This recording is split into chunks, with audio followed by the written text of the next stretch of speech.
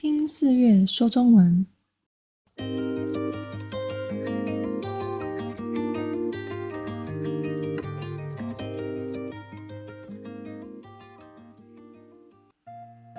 嗨，大家这周过得好吗？我最近因为又开始帮一个学生补习英文，所以我就想到台湾的补习这件事情。因为在台湾补习是非常受欢迎的，不管是补习班也好，家教也好，很多人几乎都有这样的经验。所以我想要跟大家分享一下补习这个文化大概是哪里来的，然后甚至还有一个区域叫做补习街这样的概念，我觉得蛮有趣的。那希望你会觉得有趣，那我就开始分享今天的主题：台湾的补习文化。在台湾，补习这件事非常受欢迎，几乎每个人多多少少有去补习班的经验。无论是常见的语文补习班，还是升学专门的补习班，只要你能想到的种类，几乎都有。甚至还有一些区域专门是开补习班的哦，称作为补习街呢。但是为什么这么多人要去补习呢？这当然要先讲到台湾的考试文化啦。以我的经验来说，学校每天都有考试是一点都不奇怪的。记得国中的时候，每天早上除了很早需要到学校打扫以外，打扫后就要马上开始考试。考什么呢？都不一定耶，看班级老师今天发什么样的考卷。当然，大部分考的都是以升学为导向的内容，像是国文，也就是中文的一些古代的用法，或是数学、历史、地理等等，各种考卷都有。而且一写就是要花45分钟的时间。你可能会想，如果我不是很在乎成绩，那我就不要写好了，交一张白卷也可以啊。但是台湾又很喜欢看排名，也就是你在班上是第几名的意思。所以如果你写了这么多张考卷都很低分，当大家看到排名的时候，就会知道你是成绩很不好的人。虽然也是有人不在意，但至少确定大部分爸妈看到可是会很生气的。所以说，当时的我通常会乖乖的准备考试，把考卷写完。也因此我变得很在乎平常的成绩，希望这些小考试的成绩不要太差。而这样用考试成绩来定义大家能力的方法，也就形成了台湾的考试文化，进而延伸出了补习这件事。老实说，我除了国小有去专门对儿童设计的美语补习班以外，之后就再也没有踏进补习班一步了。部分的原因是因为国中上课已经上到很晚了，晚上老师又要大家留下来念书，根本也没有时间去补习。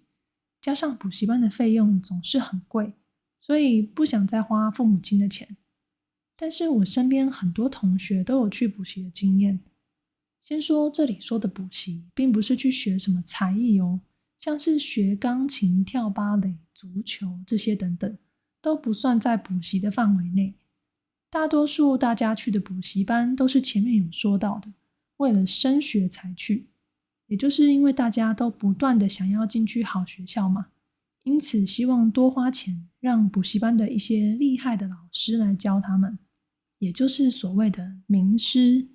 尤其是对于一些成绩比较不好，在班上跟不上学校进度的同学，补习班就成为了他们的救星。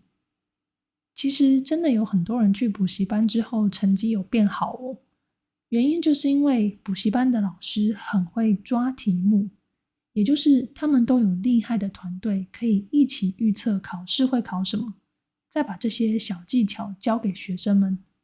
不得不说，很多人的成绩也因为去补习班而进步了。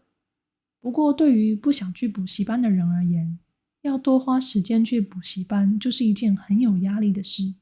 甚至听说很多人去补习班都在睡觉，所以像是这样浪费时间和金钱的状况也是相当常见。父母逼着小孩去补习班的状况算是蛮多的。因此在台湾有些区域呢是真的开满了补习班。如果你有去过台北车站，在台北车站的附近充满了各种补习班，而且是整个街上有4-5间的那种。而且除了补习班以外，还有像是自修中心，也就是让学生到里面看书，只要付一点钱就可以吹着冷气看书，甚至还有包厢式的，让你独自一人在里面看书。而附近的餐厅或是店家也都是主打以学生为主的餐点，东西都相对便宜一些。每次经过这个区域啊，其实都会觉得蛮有压力的。看到有些学生背着看起来很重的书包进到补习班，或是赶着吃饭而都吃一些鸡排和珍珠奶茶的学生们，真的是为他们有点担心。这样的文化虽然可以督促大家好好念书，但似乎同时又让许多人压力过大，而伤害了身心，好像也不是这么好的一件事情。不过台湾的升学管道也有因此变得更多元了，有些可以透过特殊的才艺，像是体育特别好的学生可以靠体育上高中、大学，或是有代表学校参加过什么比赛啊，也可以拿来作为入学的参考。或许这样的考试文化有一天会被更强势的文化取代，也说不定哦。无论如何呢，我觉得兴趣还是很重要的一件事。如果在学生时期找到了自己的兴趣，那是一件很幸运的事，或许可以多加研究，甚至未来成为自己工作的一部分，一定是比考试更开心的啦。但如果还不确定自己想要什么，在准备这些考试下，或许会渐渐发现自己喜欢的科目，未来再来选择自己想要研究的科目，或许也不会太迟。最重要的是，希望台湾的学生们都不要压力过大了。经常吃鸡排和珍珠奶茶实在太不健康了啦。不知道你们对于补习文化怎么想呢？欢迎告诉我哦。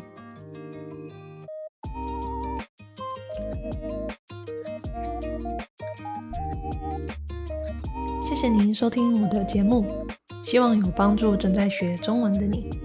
我有将逐字稿放在资讯栏中，如果有需要的话可以参考。我也会持续的更新，喜欢的话可以 follow 我。那我们下次见，拜拜。